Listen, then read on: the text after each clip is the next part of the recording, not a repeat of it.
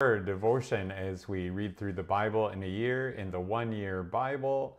And this is the devotion for August 5th. We're beginning the book of Ezra. We're looking at Ezra chapter 1 verse 1 through chapter 2 verse 70. So the first two chapters. And here we're told about it being Cyrus's first year. This was Cyrus's first year as king of Babylon in 538 and 537 BC. But he was the Persian ruler beginning in 559 and 558 BC. The focus here in Ezra is on how the Lord remembered his promise to Jeremiah and how he fulfilled that promise by moving Cyrus to issue a decree. The prophecy that was given to Jeremiah isn't specified in Ezra, but the author of Chronicles understood it to be the fulfillment of Jeremiah's prophecy that the Babylonian dominance of Israel would last 70 years. This prophecy is a little confusing because the time from the fall of Jerusalem to Cyrus's decree was only 49 years. However, in Jeremiah 25 verse 1, we see that the prophecy was given in Jehoiakim's fourth year, which was also the first year of Nebuchadnezzar as ruler of the Babylonians in 605 BC. This is the same year in which the first wave of Judeans was taken into exile, as recorded in Daniel chapter 1 verses 1 through 4. Also, in Jeremiah 29 verse 10, the prophecy is expanded to say, "For thus says the Lord, when 70 years are completed for Babylon, I will visit you, and I will fulfill to you my promise and bring you back to this place." And although Cyrus issued his decree permitting the return in 538 through 537 BC, the first return of the exiles, which was under Sheshbazzar and Zerubbabel, didn't take place until 533 BC, which was indeed about 72 years after Jeremiah's initial prophecy of the 70 years. And when you look at the prophecy itself, certainly it fits.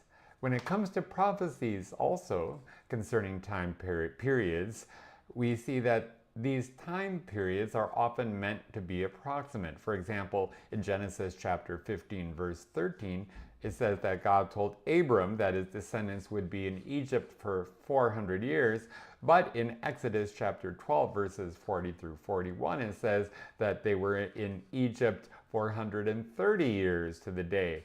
Nevertheless, the prophecy given to Jeremiah was remarkably accurate, and the author of Ezra had more prophecies in mind than simply Jeremiah chapter 25 verses 11 through 12 and chapter 29 verse 10. For example, in Jeremiah chapter 51 verses 1 and 11, it says, "Thus says the Lord, behold, I will stir up the spirit of a destroyer against Babylon, against the inhabitants of Leb-Kamai." And then, "Sharpen the arrows, take up the shields. The Lord has stirred up the spirit of the kings of the Medes, because his purpose concerning Babylon is to destroy it. For that is the vengeance of the Lord, the vengeance for his temple." On top of all of that, Jeremiah 51 was built upon the prophecies in Isaiah about Cyrus. The same verb is used in both Isaiah and Jeremiah to prophesy that the Lord would arouse one who would conquer Babylon and who would rebuild the Lord's city and set his exiles free. As we look at the actual decree of Cyrus, perhaps we're looking at an oral version of a slightly different written decree that is found later in Ezra 6. Here, the example and the emphasis is on the Judean exiles who were returning and on their neighbors who were to help them. Cyrus says good things about the Lord, but this doesn't necessarily mean that he had faith in the God of Judah as the one true God. It is interesting that Cyrus makes two claims in his proclamation. First, that God has given him all the kingdoms of the earth, and second, that God has charged him to rebuild the temple in Jerusalem. This matches Isaiah's prophecies. However, there are some important differences. One, Isaiah emphasizes rebuilding the entire city, even all of Judah. Two, Isaiah's oracle only mentions the laying of the foundation of the temple in connection with Cyrus, which was accurate because that is all that was completed during Cyrus's reign. And three, Isaiah never actually says that God gave Cyrus all the kingdoms of the earth. We do see elsewhere in extra biblical literature in the famous Cyrus Cylinder that Cyrus was indeed very magnanimous and supported the restoration of other temples in and around Babylonia. This matches the history laid down in Ezra perfectly here. The author of Ezra uses Cyrus's proclamation to set the tone for Ezra, the book.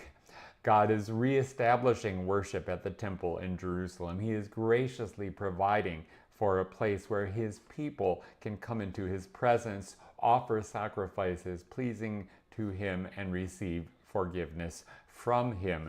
The focus in Ezra is on the gospel and on God's grace right from the get-go.